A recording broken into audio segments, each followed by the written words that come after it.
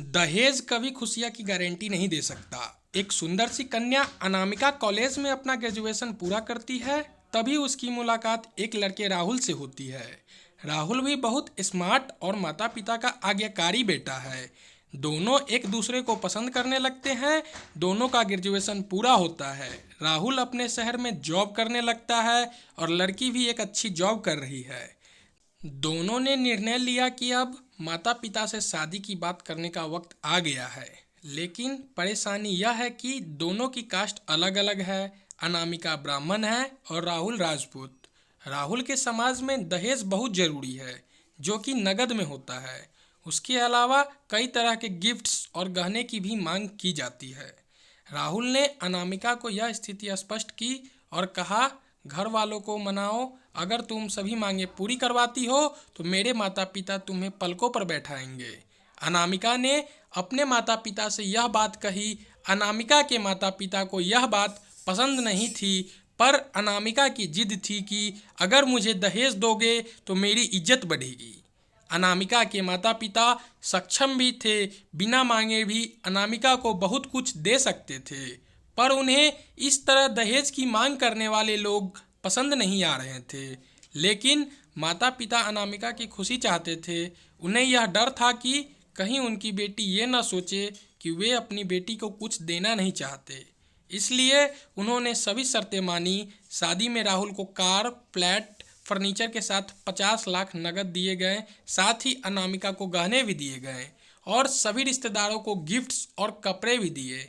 शादी बहुत धूमधाम से की गई, कोई कमी नहीं छोड़ी गई।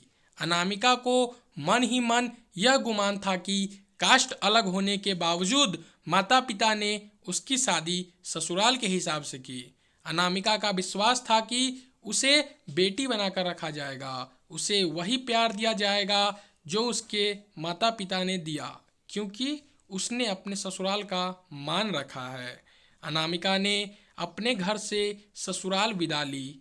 ब्राह्मण कन्या राजपूत घर की बहू बनी। ससुराल में बहुत ज़्यादा पर्दा प्रथा थी। बहू को मनचाहा खाने तक की स्वतंत्रता नहीं थी।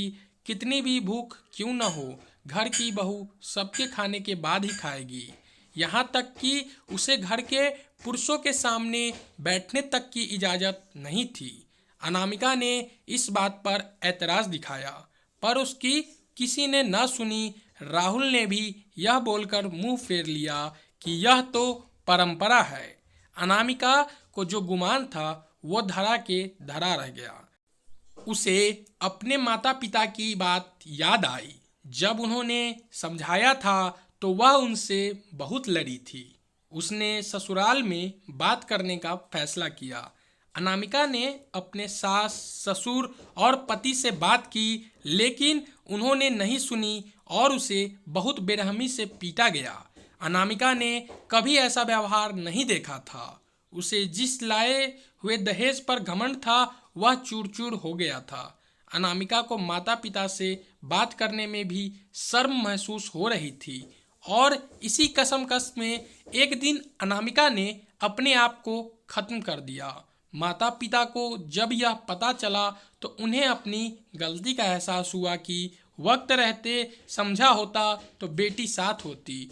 जो लोग दहेज पर बेटे की शादी करते हैं उनकी सोच हर तरह से छोटी होती है। जो बेटे को नीलाम कर सकते हैं वो किसी और की बेटी को कैसे अपनी बेटी बना सकते थे। दहेज कभी खुशियाँ की चाबी नहीं बन सकता। यह बात सभी को समझनी होगी। इस दहेज प्रथा की कहानी में आपने पढ़ा होगा कि माता पिता ही नहीं, लड़की की सोच भी दहेज की सपोर्ट कर रही थी। कई बार लड़कियों को दहेज का गुमान हो जाता है, पर जो लोग लोभी होते हैं वे कभी अच्छे नहीं हो सकते। यह बात सबको समझने की ज़रूरत है। कहानियाँ जीवन में बहुत मायने रखती है। कई बार बड़ी से बड़ी डिग्री भी ज्ञान नहीं देती और एक छोटी सी कहानी जीवन बदल देती है।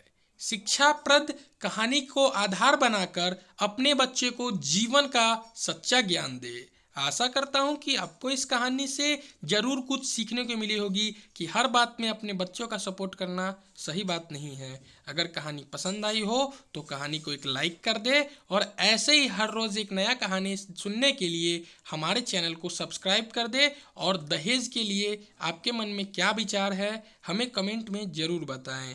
तब तक के लिए जय हिंद, जय भारत।